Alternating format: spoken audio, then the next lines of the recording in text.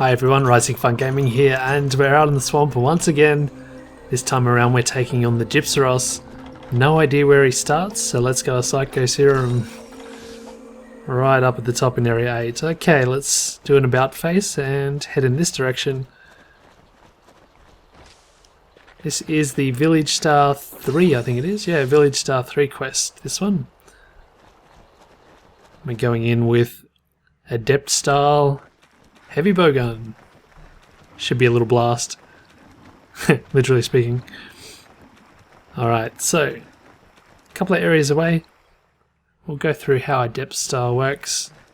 So of course Adept style is the style that upon doing last minute evades you get special adept maneuvers and follow up attacks or otherwise. And there's a few things to go through here. Let's do our darndest to do a few adept style evades. Alright, there's our rubber chicken. I'll just give him a couple of bops. No, I won't, because I'm not... I haven't put my load on. There we go. Boom. Alright, let's do an Adept Evade whilst we are sheathed, and we'll show off something. It's probably not the best way to do it, RFG. We'll do our best. Alright, bird. Ah! To be knocked over by the bloody foot of all things. Alright, at least this will be easy. Okay, do an evade. If I press X, I can tumble into, you guessed it, crouching fire mode. Isn't that good? So press X to do a forward tumble after doing an Adept Evade from the sheathed state. Now if I was to do that whilst I was unsheathed, and man, it takes a long time to draw that weapon out, doesn't it? We'll show you. You get something really special here. Can you Adept Evade through this? I don't know. Don't know if I did the best timing for that. But anyway, we're going to try to show this off. Not having the best of luck. That tail's been the best. Okay, you get this little power reload. If I press X during that animation, you can't really see it because of this high grass, but you can go into your siege mode, your crouching fire. Okay, we might want to put a better bullet type on. We'll go for the one and only internally loaded shot that's on this particular gun. Oh, if you do an Adept Evade and you don't have any bullets in, when you're in an unsheathed state, not only will it do a power reload, you can see you don't have to have had bullets in your magazine to get the blue aura around it. It is a proper reload. We've got this bullet type which is called Tsubute, at least in the Japanese. It's kind of like a rock-like missile. And apparently it doesn't have any special properties, but it's got the ability to come internally loaded in high numbers. It's kind of its claim to fame. Don't know if there's any secrets, any other secrets to that shot, but in the write-up for it in the game here, in the in-game description, yeah, it says just that, which I always thought was funny. We put on a hunter art here. This is Gunpowder Infusion. It's at level 1, so we get 10 of our next bullets that we shoot infused with gunpowder, which is going to get us an attack buff in real terms. Alrighty, we can get a nice evade off here, so we can get out power reload. Damn you. Continue the assault. We do have a shield on this one, so occasionally you'll hear me shielding his attacks there. And yeah, he's a very persistent bird. You can see this really interesting looking head ornament that he has there, which he uses to flash you. He's got me at least twice during this battle already. You can break that off and he'll lose the ability to do that flash, but it's really interesting. Him and all his I guess beast knowledge or lack thereof when he loses it, he still goes and tries to flash you. So he keeps the instinct there, I guess. Alright, Rubber Chicken Bird has gone away. And oh boy, wasn't that a tough fight. So he has this rubber-like substance around his body, and it was really interesting in Monster Hunter 4U. The Nursilla often seeked him out, hunted him, and I guess was the natural predator of Gypceros, and took that rubber skin off him and put it on his own hide, which was really a very interesting thing about Nursilla. But anyway, this rubber hide affords him immunity to shock traps, and I think also thunder style attacks he is quite strong to too because of that. And he got my that's one other thing about him, he can steal items off you. He's one of the large monsters that can do that. He's joining the ranks of other monsters such as Chameleos that does that sort of thing to you. And he stole my bloody pitfall trap. The only trap that I can actually use effectively against him now. Let's try this evade again. Yeah, I'm still not sure whether you can adept evade through it. I'm pretty confident that I haven't put myself in a haven't done a proper timing for it if it is to work. This gun's not all that good, the only thing that it can siege is level 1.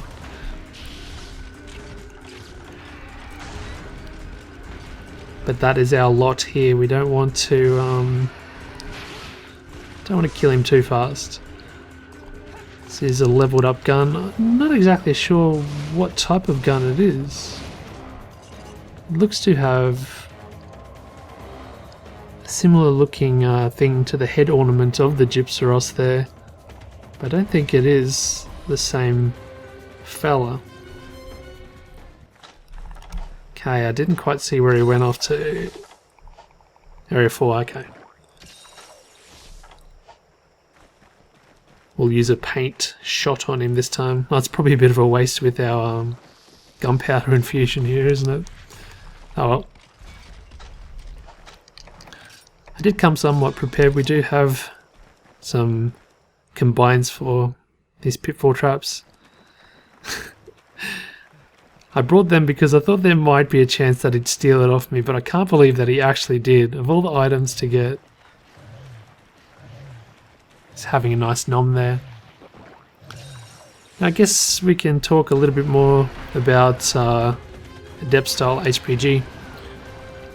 When you are unsheathed and you do that Adept move, you can cancel out of your power reload if you want, if you think it's going to keep you vulnerable for too long. And you cancel that through pressing A. If you press X in the middle of it, and I think we showed that off before, press X in the middle of that power reload, you'll go into crouching fire. Okay, can we pull it off? I just don't get the timing, do I? I'm always the same amount of time early. And now he's gone on to frickin' steal a max pot. Oh yeah, you can, finally. I'm still not very used to how to line him up following that evade. Oh, now we're an expert at it.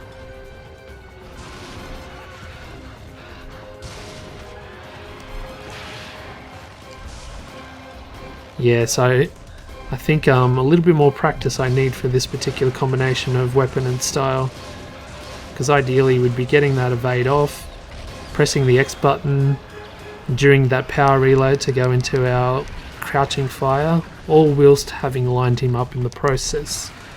It's a lot to achieve for a beginner at this combination of weapon and style. Couldn't quite catch the wind press there to evade through it. Oh, that was... I thought that was going to be too late. I suppose if you can do an evade of some missile weapon or something like that towards him, like this, quickly press that and then you get into siege. So if you do it from a bigger distance, and if I had have done it when I was with my weapon drawn, it would have been better. If he flashes from there,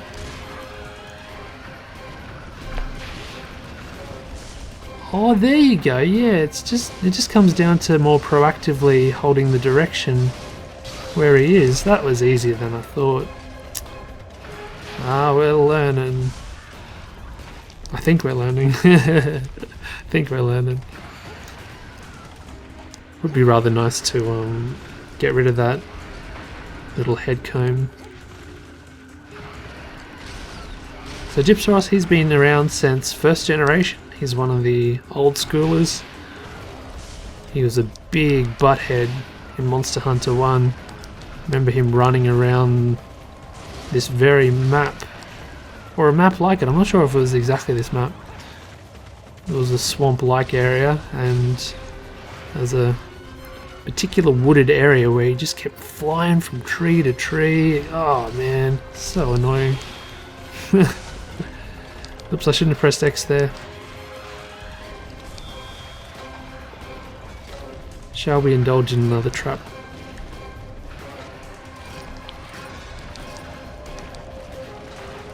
We'll save that for the next area. We'll go back to this rocky missile one, whatever it's called.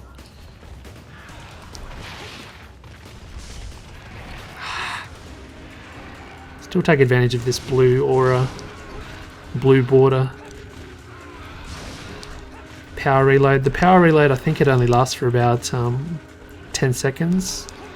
That blue effect on your bullets. It's going to try to steal more stuff off me, I just know it.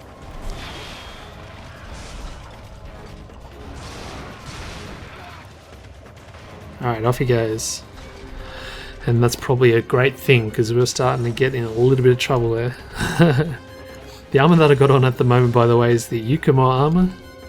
It's the starting armor from Monster Hunter Portable 3rd. One of my favourite entries into the Monster Hunter franchise, for sure. Cool thing about this hunter art here as well, this Gunpowder Infusion, it doesn't have a time limit to it. The gunpowder infused bullets can stack if you don't use all your 10 before getting that hunter art back, which can happen. It's not a super rare eventuality. What am I doing? Yeah, they can stack. Jamming this down. Don't do it. I am. I can never tell where that freaking boundary is. Going from 5 to 4. Yeah, we want to smash off this comb.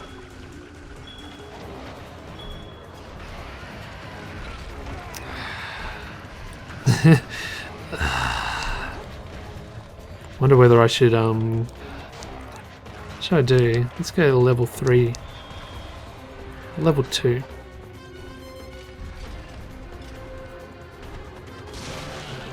Boom. Hole in freaking one. That was amazing. That was so good. Oh man. Oh, I don't like my chances of pulling that off again anytime soon. Damn, that was sick. Twerking. Oh, come on. Stupid twerky. Thought I would have been able to evade through that. And we've got that head comb too. When did that happen? I was oblivious. Must have happened. Don't tell me that was the thing that made him fall out of the air. Oh, that was super lucky. Might invest in a lottery ticket after this or something. Oh, that was fun. And off he goes again. Whew. Lots of fun this fight has been. I think he's gonna go up to 8, that's my guess. Nope. Might indulge in a couple of seeds.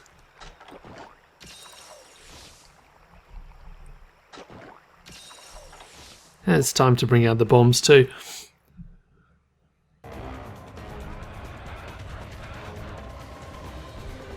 Excellent. We got a nice target here. Eating, what is that? Is that an Gypceros corpse? Or an Aptonoth corpse? How do you like those apples, eh?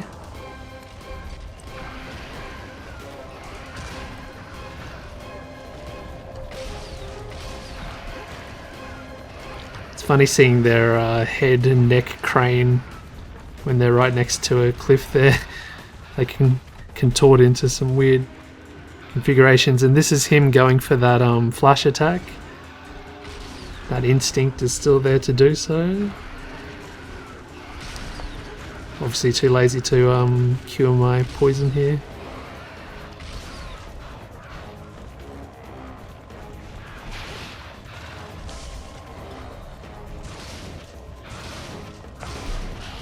Unfortunately with this Gunpowder Infusion, there he is faking his death at the moment. You can carve him during this time, but it's very dangerous to do so because when he wakes up it's a big attack. Oh man, the Eye-Prey's going for the corpse. Oh man, that was amazing too. Eye-Prey got the Eye-Prey in midair. So many juggles. Anyone think we'd be playing Tekken at the moment? Speaking of which, I can't wait till Tekken 7 comes out. Not till 2007. Some sort of lucky... What's he got this time? Oh, it's just a, I think it was a supply whetstone. I don't know why I have that. Don't know why I took that. It's a habit. It's probably going to move pretty soon too. But hopefully our level 2 normal gunpowder infused bullets stop him before he does that. Especially if we can get this power reload around it.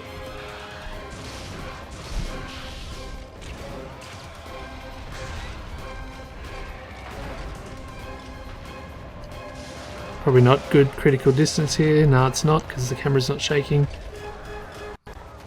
A lesson for those that are new to gunning. The camera's not shaking when you do a shot means you're not in something called critical distance. The distance at which your attacks are at their best. And eat it, Mr. Bird.